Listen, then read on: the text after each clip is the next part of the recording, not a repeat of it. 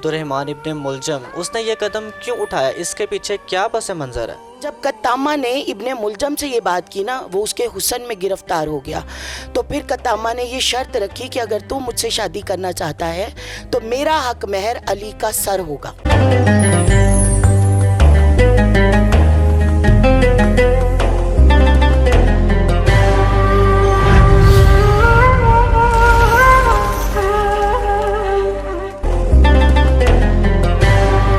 بسم اللہ الرحمن الرحیم۔ السلام علیکم۔ سینٹر نیوز پر آپ جاگو صاحبہ رمضان اسپیشل ٹرانسمیشن دیکھ رہے ہیں۔ میں ہوں امان شاہد، آپ کو خوش آمدید کہتا ہوں۔ آج 21 رمضان المبارک ہے، یوم شہادت حضرت علی کرم اللہ وجہ الکریم ہے، اور اس پر ہم نے بات کرنی ہے۔ اس پر بات کرنے کے لیے ہمارے ساتھ ذاکرہ سیدہ فہمیدہ علمدار زیدی صاحبہ ہمارے ساتھ موجود ہیں۔ آپ کو ہم خوش آمدید کہتے ہیں۔ کیسی ہیں آپ؟ جی شکر ہے مولا کا، احسان ہے مالک کا۔ اچھا، کیونکہ آج یوم شہادت ہے امام علی کرم اللہ وجہ الکریم کی، تو اس حوالے سے ہم نے گفتگو کرنی ہے۔ سب سے پہلے تو میں آپ سے سوال، ایک جنرل سوال میں آپ سے یہ کروں گا کہ جو قاتل ہے عبد الرحمن ابن ملجم، اس نے یہ قدم کیوں اٹھایا؟ اس کے پیچھے کیا پس منظر ہے؟ اصل میں جو عبد الرحمن ابن ملجم ہے وہ مولا کی سپاہ میں ہی ہوتا تھا، یعنی مولا کے لشکر میں ہی شامل تھا۔ ایک وقت تھا کہ وہ مولا کی طرف سے جنگیں بھی لڑتا رہا، سپاہی تھا مولا کا، لیکن اس نے مولا شجاع تھے، بہادر تھے، اور مولا بے دریغ جنگیں فاتحہ بھی رہے۔ 87 غزوات امام کائنات کی زندگی میں رہے، مولا ہر جنگ میں فاتحہ رہے، کوئی امام کو کسی جنگ میں شکست نہیں دے سکا۔ دشمنان علی ابن ابی طالب کا یہ نظریہ تھا کہ علی کو جب بھی مارنا ہے، علی کو جب بھی شکست دینی ہے تو حالت نماز میں دینی ہے۔ یہ عبد الرحمن ابن ملجم چونکہ امام کے لشکر کا سپاہی تھا، اور 40 ہجری کے رمضان میں 13 رمضان کو امام نے اپنے خطبات کے رنگ کو بدلا۔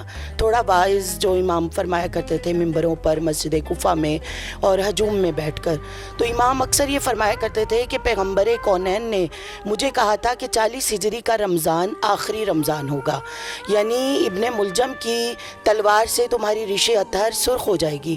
امام نے 13 رمضان کو ابن ملجم کو کوفہ میں موجود دیکھا، اور جب دیکھا تو امام نے اسے اشارے سے بلایا، اور بلا کے جب اپنے پاس بٹھایا تو امام کائنات نے کہا تھا کہ تجھے یاد ہے کہ جب تو چھوٹا تھا تو ایک یہودی دایا تھی، اور اس دایا نے تیرے رخسار پہ ایک تماچا مارا تھا، اور تماچا مار کے تمہیں یہ بات کی تھی کہ ناکائے صالحہ کی ٹانگیں کاٹنے والے ہو تم۔ اور جب اس نے کہا کہ مولا آپ یہ سب جانتے ہو، تو امام کائنات نے فرمایا کہ میں تیرا ماضی بھی جانتا ہوں اور تیرا مستقبل بھی جانتا ہوں۔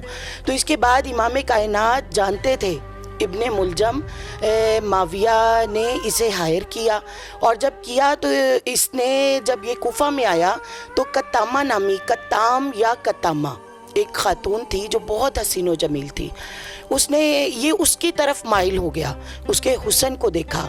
اس قطامہ عورت نے، وہ علی کی دشمن تھی، چونکہ جنگ بدر و احد میں مولا نے اس کے تمام بزرگوں کو قتل کیا تھا، وہ دشمنان اسلام تھے، اور جب قطامہ نے ابن ملجم سے یہ بات کی نا، وہ اس کے حسن میں گرفتار ہو گیا، تو پھر قطامہ نے یہ شرط رکھی کہ اگر تو مجھ سے شادی کرنا چاہتا ہے تو میرا حق مہر علی کا سر ہوگا۔ یہ وجہ تھی، اور ابن ملجم نے، چونکہ امام نے اس وقت اسے کہا تھا 13 رمضان کو کہ تو کوفہ چھوڑ کے چلا جا، یہ یمن چلا گیا تھا، 17 یا 18 رمضان کو یہ دوبارہ آیا، اور اس نے زہر خریدا، تلوار کو زہر میں بھگویا اور تر رکھا، مطلب اسے 2 دن یا 1 دن، اور پھر 18 رمضان کی رات یہ مسجد کوفہ میں پایا گیا تھا۔ یہ اس کا بیک گراؤنڈ تھا، پس منظر تھا اس کا ابن ملجم کا۔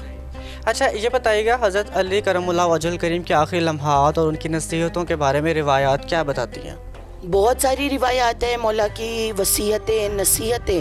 امام کائنات، امام متقیان نے اپنی اولاد طاہرہ کو جو نصیحتیں اور وصیتیں کی، ان میں مختصر تر یہ ہیں کہ امام نے مولا حسن مجتبیٰ کو بلایا اور اپنی وصیتیں لکھوائیں تھیں مولا نے، اور کچھ نصیحتیں کی تھی۔ ان میں سر فہرست یہ تھا کہ مولا نے تقویٰ پہ کہا، اور مولا نے دنیا کے لیے کہا۔ میرے مولا نے مولا حسن مجتبیٰ سے کہا تھا کہ حسن تقویٰ پر قائم رہنا، اور پھر تقویٰ کو چھوڑنا نہیں ہے۔ اس سے مراد یہ ہے کہ کبھی بھی کوئی غلط فیصلہ نہیں۔ اور پھر میرے مولا متقیان نے فرمایا کہ دنیا کے پیچھے نہیں بھاگنا، यानी दुनिया तुम्हारे पीछे भागे, दुनिया के पीछे नहीं भागना। और फिर मेरे मौला ने कहा कि अदल को कायम रखना, और मौला ने बहुत सी वसीयतें, बहुत सी नसीहतें, ये मौला हसन मुश्तबा। अच्छा, हज़रत अली करमुल्लाह वजल करीम की शहादत ने इस्लामी तारीख़ में और वहाँ की सियासत पर क्या असरात छोड़े थे? मौला सियासत की अगर बात करें तो मौलाए मुत्तकियान जैसा सियासतदान इस कायनात को नहीं मिला, क्योंकि इमाम ने जो सियासत की है ना, सियासत अगर हम हालिया दौर में सियासत देखें तो ये सियासत नहीं है। इस सियासत में आप देखिए कि हर किस्म की बीमारी पाई जाती है, जैसे बुग़्ज़ है, अदावत है, लालच है, ये सारी बीमारियां इस सियासत में हैं। ये सियासत वो सियासत नहीं है जो इमाम मुत्तकियान ने की। मौला ने पाकीज़ा सियासत की है जिसमें अदल को कायम किया। अब जाहिर है इमाम की शहादत के बाद इमाम जैसा रहबर, इमाम जैसा लीडर या अली जैसी शख्सियत दोबारा उम्मत मुस्लिमा को नहीं मिली। अच्छा, अगर हज़रत अली करमुल्लाह वजल करीम के दौरे खिलाफत का कोई भी असूल आज के मुआशरे में नाफिज करना हो तो वो कौन सा होगा? मेरे इल्म के मुताबिक है और किताबों में जो हमें मिलता है, तो मेरे मौला मुत्तकियान अली इब्न अबी तालिब अदल जो था कि आदिल थे, और आदिल ऐसे थे कि नबी कौनैन ने फरमाया था कि अली जैसा बेहतरीन लीडर और अदालत में फ़ैसला करने वाला कोई नहीं है।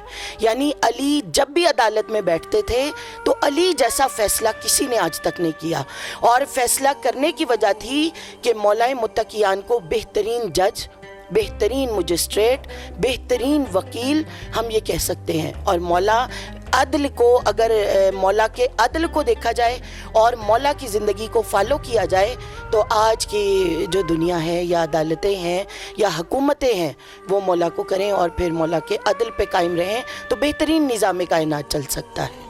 बहुत बहुत शुक्रिया।